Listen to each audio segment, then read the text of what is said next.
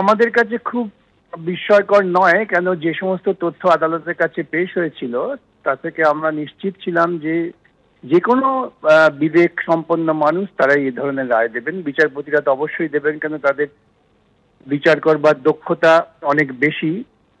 এখন ইতিপূর্বেই এই চাকরিগুলো বাতিল হয়েছিল, তখন সরকার এবং সরকারের অনুমোদিত লোকজন ব্যাপক অর্থ খরচ করে তারা সুপ্রিম কোর্টে গেছেন, বহুদিন সুপ্রিম কোর্টে শুনানি হয়েছে।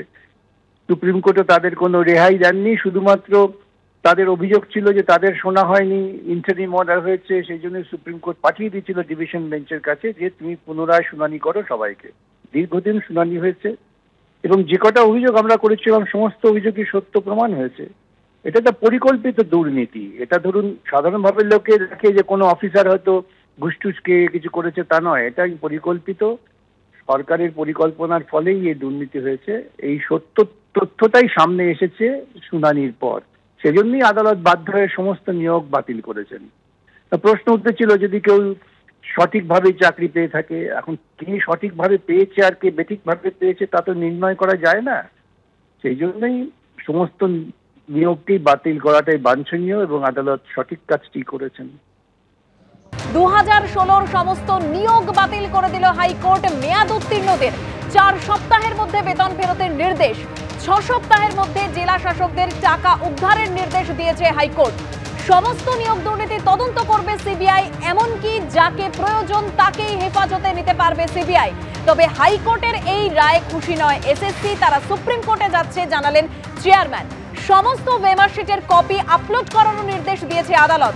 2016 পুরো প্যানেলই বাতিল করে দিল হাইকোর্ট। নিয়োগ দুর্নীতির তদন্ত চালিয়ে যাবে সিবিআই, সেরকমই নির্দেশ দিয়েছে হাইকোর্ট এবং নতুন করে নিয়োগ প্রক্রিয়া শুরু করতে এসএসসি কে নির্দেশ দিয়েছে কলকাতা হাইকোর্ট। নিঃসন্দেহে ভোটের মধ্যে নিয়োগ দুর্নীতি নিয়ে বড় ধাক্কা রাজ্যের। গ্রুপ সি, গ্রুপ ডি, নবম দ্বাদশের 2016 প্যানেল বাতিল করে দিল হাইকোর্ট।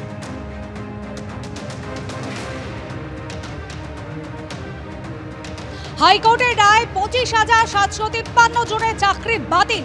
কিন্তু কিভাবে চাকরি চুরি হয়েছে, কিভাবে অযোগ্য চাকরি প্রাপকরা তারা চাকরি পেয়েছেন, হাইকোর্টের রায় 17 পন্থার পর্দাফাঁস। স্ক্যান কপি না রেখে আসল ওয়েমার্কশিট নষ্ট করা হয়েছে। আরটিআইতে দেখানো ওয়েমার্কশিটের হদিশ পায়নি সিবিআই। 4টি ক্যাটাগরিতে শূন্য পদের থেকেও বেশি নিয়োগপত্র দেওয়া হয়েছে। প্যানেলে নাম নেই, তাও নিয়োগপত্র দিয়েছিল এসএসসি। প্যানেলের মেয়াদ উত্তীর্ণ, তাও চাকরির নিয়োগপত্র দেওয়া হয়েছে।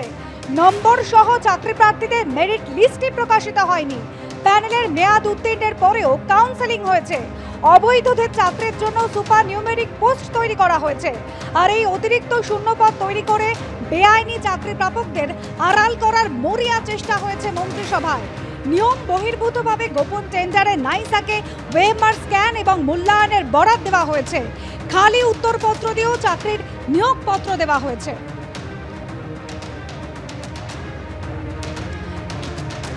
$25,753 জনের চাকরি বাতিল করলো হাইকোর্ট। এবং যে গ্রাফিক্যাল প্রেজেন্টেশন আপনাদের সামনে রেখেছি, অর্থাৎ কিভাবে চাকরি চুরি হয়েছে, কিভাবে অযোগ্য চাকরি প্রাপকরা চাকরি পেয়েছে, সেইভাবে হাইকোর্টের রায় 17 পন্থার পর্দা ফাঁস করা হয়েছে।